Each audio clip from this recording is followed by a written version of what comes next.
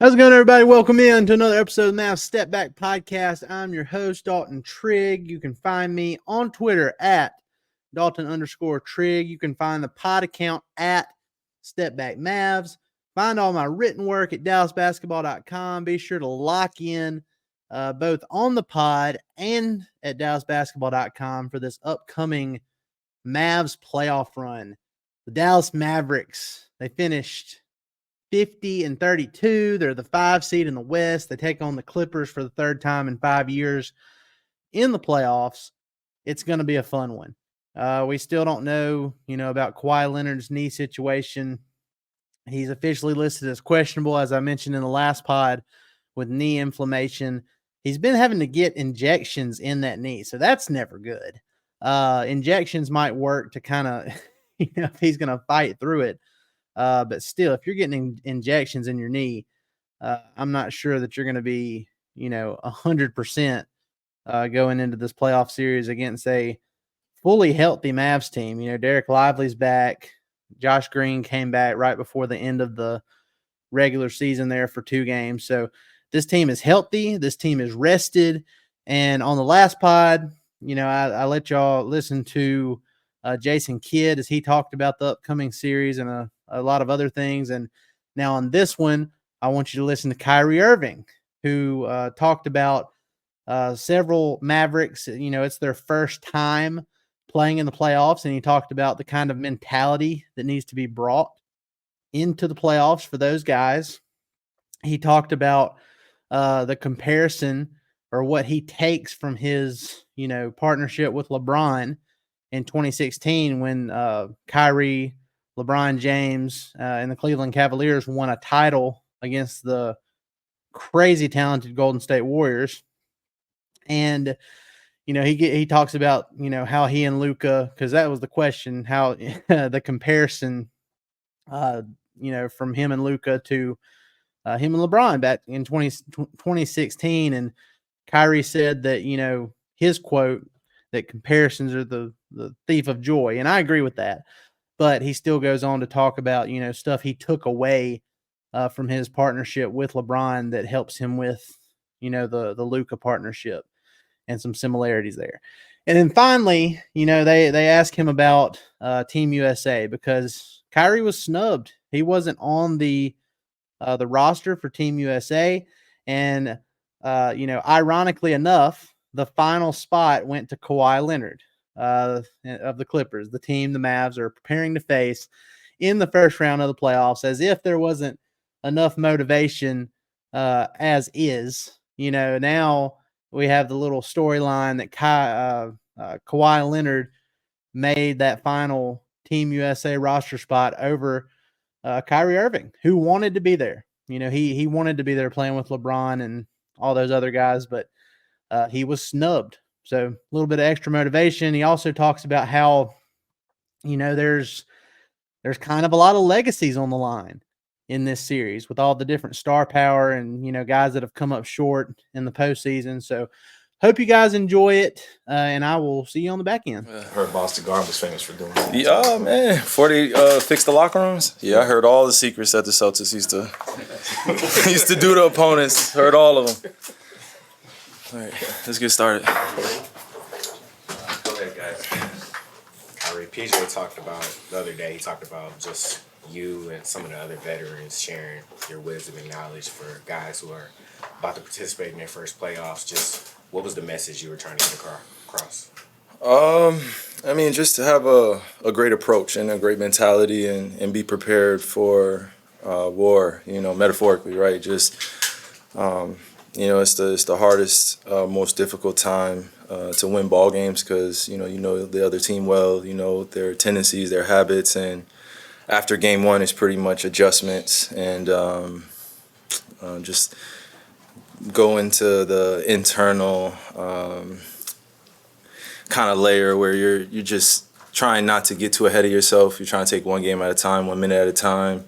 So you just got to be balanced, stay focused, limit the distractions, and just do what you've been doing since you were a kid and have fun doing it. So our young guys will be prepared, but until they go through it, they won't have any idea what it's like. So I'm excited for them and to be alongside them to lead them. So I had that in my first playoff series when we were playing against the Celtics when I was 24. So my first game went pretty well. We won, and I just look back at those moments to use them as examples for the young guys. So just it's nothing to be nervous about. We've been playing basketball our whole lives. We ended the season really well, so we have confidence going into the playoffs, and just got to err on the side of that. Do you get nervous anymore in big games?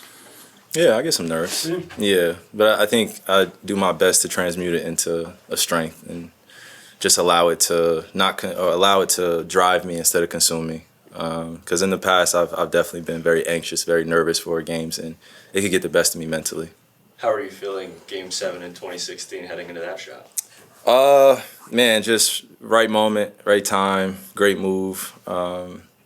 Yeah, just one of those historical moments that I was poised and ready for. This is what me and my dad used to practice in the backyard pretty often, and that's what I really take my mind to in those moments in playoff series, just going one-on-one, imagining myself going against some of the greatest of all time. And I like the challenge for our first series going against, 4 future Hall of Famers and getting a chance to see where we stack up. That's really exciting. We've seen you hit shots like that this season. You think about the Nuggets game and that insane lefty that Yeah.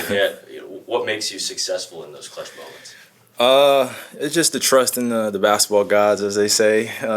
Really just trust in the preparation. And, I think you guys have heard me say it throughout the season, just the hours that no one sees. The 12:30 lifts at night, the 1 a.m. lifts, waking up early, stretching, just doing all the things necessary to make sure I'm taking care of myself mentally, spiritually, emotionally, and physically. And just going on about my day and letting basketball be a release and a creative expression, and also a healthy challenge for me to raise the bar every single time I go out there. Irving, can you compare where this team is right now entering the playoffs to any of the other teams that you and then just is this team playing better going to the playoffs than the other team you've been part of? Nah, man, comparisons is a thief of joy, especially when you're trying to compare teams because you play with so many different great players. But for me, it's my first 50-win season or 6 years, so I don't take that for granted. It took a long time to get here.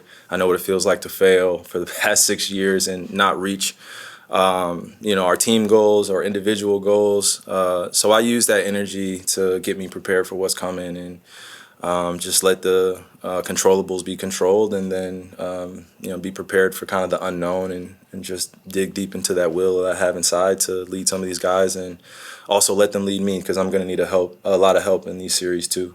When you're going into your first postseason with Luka Doncic as his teammate, what does that mean to you, and what have you guys talked about what this time means for you guys to be able to help lead this team? It's exciting. I think we know what we're both capable of.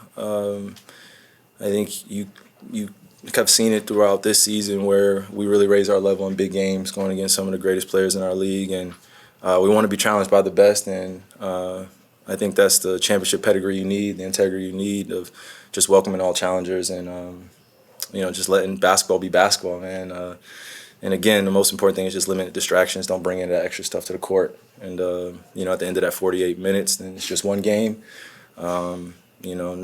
It's the first of 4, so we just got to take it one day at a time. Along those lines, Jason the other day had an interesting take about your role in legacy, that if you played in a game with the four best players ever to set foot on the planet, after that game, they'd still be talking about something you did.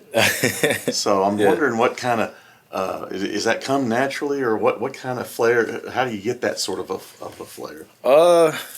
I believe part of it is innate. It's in my DNA. I mean, my grandparents have played basketball. My dad played basketball. My mom played basketball. But I also grew up in the 5 boroughs of New York, playing outside, playing indoor. And that's what I grew up around, was that entertainment, level of basketball, going out to the park and just trying different moves. And some of the greatest moves I've ever made, no one's ever seen, So a lot of those habits have come over time of just learning how to have the entertainment. But the most important thing is leaving out of there with a win and doing it on both ends of the floor and maximizing on your potential. So if you can do it out one of those flashy moves, as they say, that's what they called back in the day, flashing moves. We just call it, vibe, just something that we do out here now, just get into the bag or get into a bucket. you try to marry the balance of being able to practice those enough where it just becomes innate and it just looks normal. I think if we watched me back in the '60s, I think I probably I don't know what type of legacy I would have had. If people would have saw me dribbling the way I was dribbling, but. I think what I like to think back to is the guys who came before me who really set that standard and really tried to push the bounds of creative expression on the basketball court. It enables me to be who I am. You feel like you feel like you've partnered well in your life, or have other people partnered well with you? I think it's been both. I play with a lot of high-level thinkers, a lot of high-level players, and a lot of players that put pressure on themselves to succeed.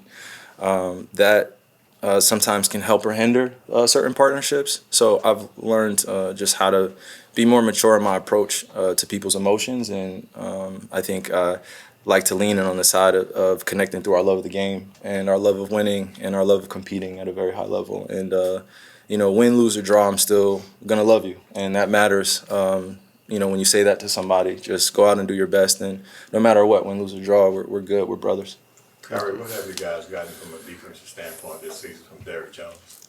Oh, man, he's improved tremendously. He was already a great defender, but now that he has other guys alongside of him that also love to play defense, no disrespect to any of his other teammates, other teams, I just think he has guys behind him that really empower him to be liberated as a defender. You got to let guys like that roam. You got to let guys like that take healthy risk and just try to have his back as much as possible and also give him a break when he needs it. He goes extremely hard for us on the defensive end, so we try to reward him on the offensive end by giving him opportunities to be successful as well. Kyrie, obviously Jason Kidd received some criticism last year.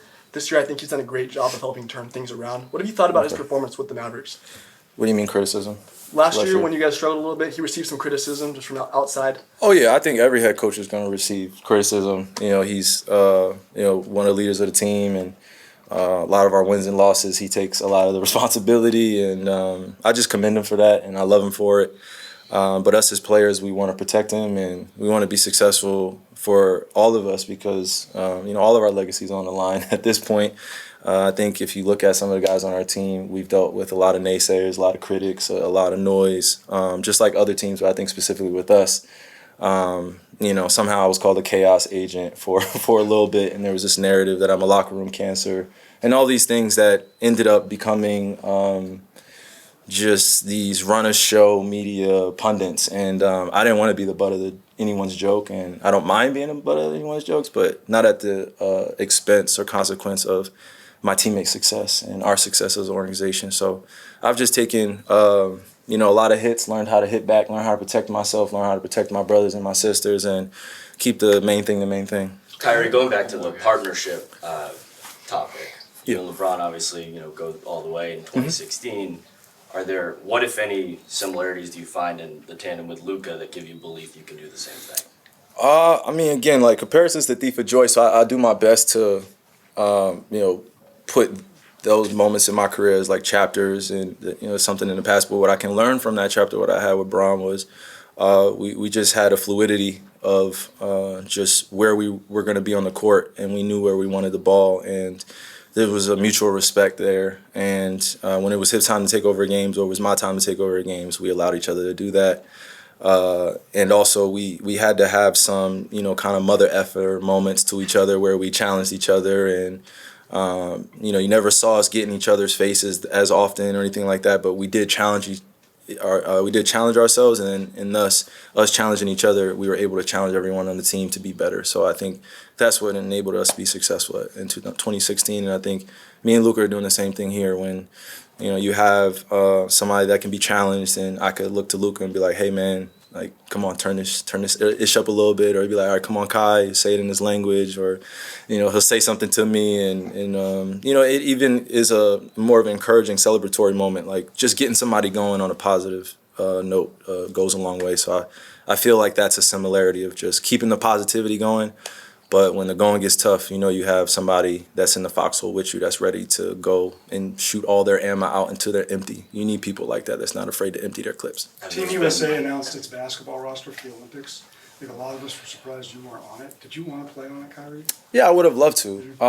But I think I wish my brothers well, and I just didn't fit into this team. And I think the deliberation process was a tough one. But again, I have nothing but respect for those guys over at USAB. At this point in my career, I think my focus should be on winning the championship and, in the summertime, just going to support those guys when I get a chance. But yeah, I grew up in a time too. I wanted to say this. I grew up in a time too where we actually had to try out for USAB, and we did meet up as a group and as peers, and there was a mutual respect that we earned from one another and trying out and then seeing what five meshed well. So I think obviously the timing's a little bit different. But yeah, I kind of miss those days of just being able to get everybody together, break bread, and then compete against one another. And then the deliberation process happens at the end of like the 4 days or 5 day process, even though people know who's going to be on the team. You know what I'm saying? So I miss that fun part of it of just getting together. But I wish my brothers well. Yeah. Just lastly, in terms of going into game one, you said coming out of game one, you make adjustments for the rest of the series. Do you use that game one as like a feel-out game where you see what works and see what doesn't? Yeah, I guess you can call it a fill-out game. I think it's more or less just the beginning of a chess match. You just trying to think 3 moves ahead, trying to see different things that your opponent's going to risk. What are they going to show? And I've been able to play under T. Lue for a little bit, so I feel like I know him well enough at this point. He knows me well enough, but I'm at a different place in my life. He's at a different place in his life. I'm not the young kid, 24, that he can just, probably put in these predicaments and throw the ball all around the place. So I kind of know what to expect, but also I'm intrigued to see what adjustments he's going to make. Y'all. Again, that's Kyrie Irving. Had a lot of good stuff to say after practice today. He's locked in. I know the other guys are locked in. Everybody's healthy. It's looking good for the Mavs. I'm not going to lie to you. I'm not going to make a prediction and say that they're 100% going to win the series. I do think they'll win in 6 games if they take care of business. But it could be, depending on Kawhi's health, it could be a shorter series than that. So we'll just have to see. But again, please, if you haven't already, go hit that like button on YouTube, hit the subscribe button, subscribe on all your other favorite podcast platforms, Apple Podcasts, Spotify. Leave us reviews. If you like what you hear, if you want to leave us some kind words on our Apple Podcasts reviews or in the comments on our YouTube channel, please do. It really helps us out, and we greatly appreciate all of you. Another thing I wanted to say that I didn't mention on the first of this little 3-part series when I posted the Jason Kidd presser is we're having a flash sale on all of our Mavs step back t-shirts at our T Public site. There's a flash sale for the next 7 days. We have a lot of really neat designs. The latest one is a Luka Kyrie kind of a parody cartoon with Luka and Kyrie illustrating the White Men Can't Jump movie poster. So I thought it was pretty cool. So be sure to go ahead and check that out. But guys, we appreciate it. Again, hit that subscribe button. We appreciate all of y'all for coming in and listening to us every single time we post one of these. You make it worthwhile, and we appreciate it. Y'all have a good one.